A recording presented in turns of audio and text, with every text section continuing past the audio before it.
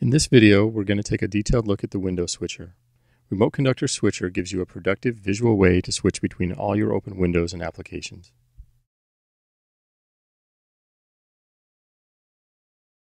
Remote Conductor starts in track mode. To bring up the switcher, you can tap on the switch icon in the upper right, or as a shortcut, you can swipe left or right with 4 fingers. The switcher is currently empty because we are not yet connected to our Mac.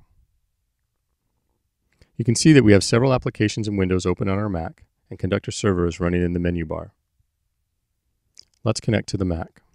First, bring up the server browser, and then select the Mac.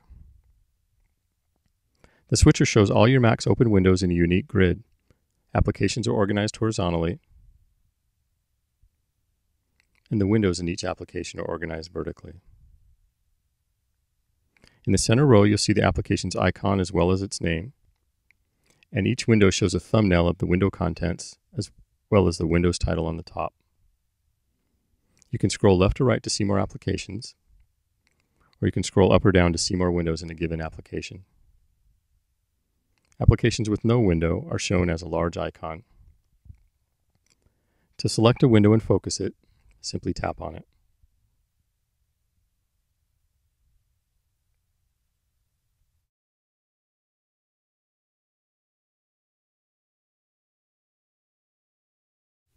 Normally, choosing a window switches Remote Conductor back to track mode, but you can change this behavior if you'd like. In the lower left-hand corner, you'll see the lock icon.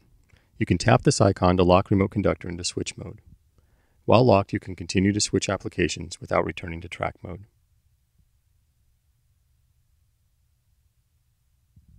You can always explicitly change modes by tapping on a mode icon.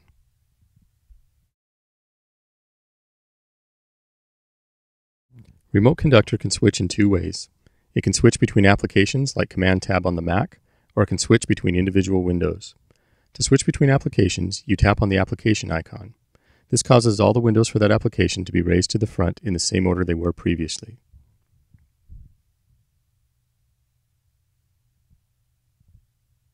Here you see that text edit windows are completely covering the calendar. This is the same behavior as Command Tab on the Mac.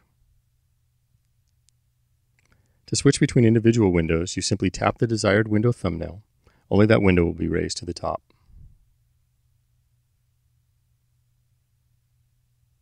Here you see that only Windows 6 was raised.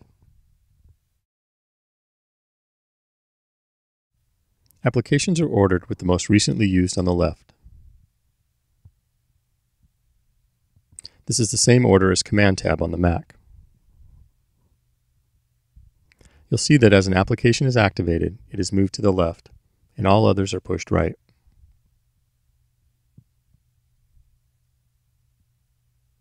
Again, you'll see this order is also reflected in Command Tab on the Mac.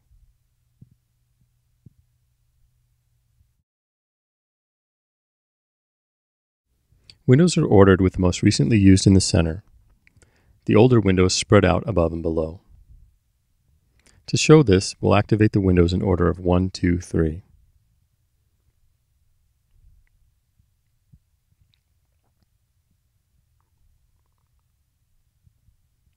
Since 3 was the last window activated, you'll see it is in the center. 1 and 2 are the next closest, and the older windows are further out still. If I switch to another window, it will take the center position and push the others further out. I'll select window number 4.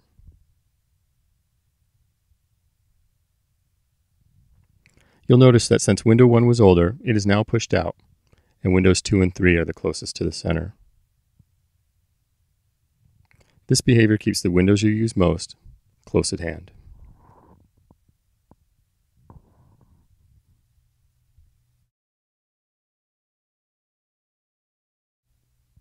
We have shown how interacting with Remote Conductor causes changes on the Mac.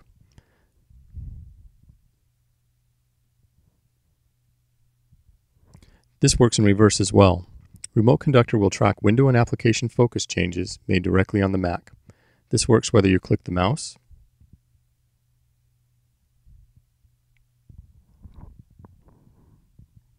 or select with Command Tab, or even switch applications using the dock. By continuously monitoring the Mac, the switcher is always in sync. New window creation and deletion are also tracked in real time.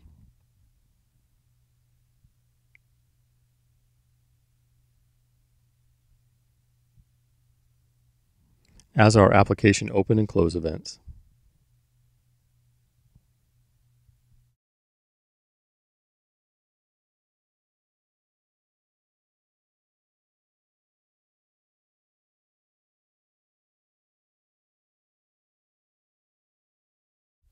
In Remote Conductor, the active Windows thumbnail is automatically updated every 5 seconds or so to reflect changes in the window. The window thumbnails are also updated in response to title changes.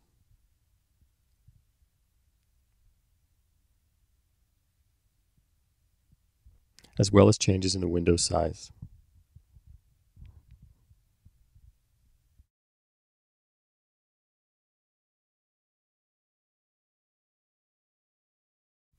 Remote Conductor fully supports the Mac Spaces feature. Here you see that we have a Mac set up with 4 spaces. Finder windows are on space 1, the calendar is on space 2, Chrome is running on space 3, and the system preferences are on space 4. We'll start with space 1. If I tap on the calendar window, the space changes to space 2 and the calendar is activated.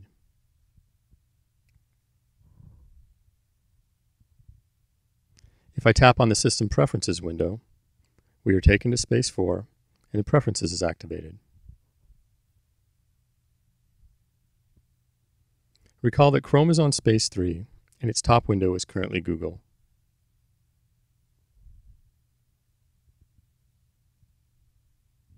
If I tap on Facebook, for example, we are taken to space 3, Chrome is activated, and the Facebook window is raised to the top.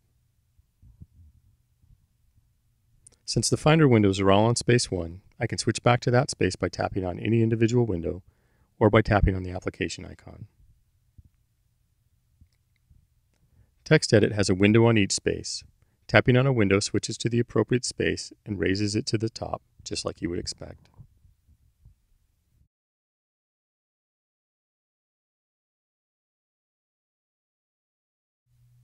Finally, we'll see that Remote Conductor fully handles minimized windows as well. If I minimize these Finder windows, Remote Conductor will continue to track them and will restore them as required when they are tapped.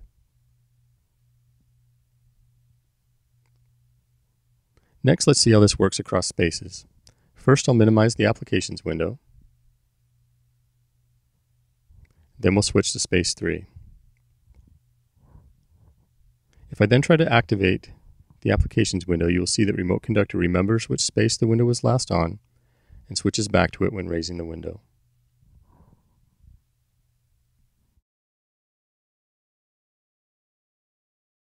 Thank you for watching the Window Switcher tutorial. For more information, please check out remoteconductor.com.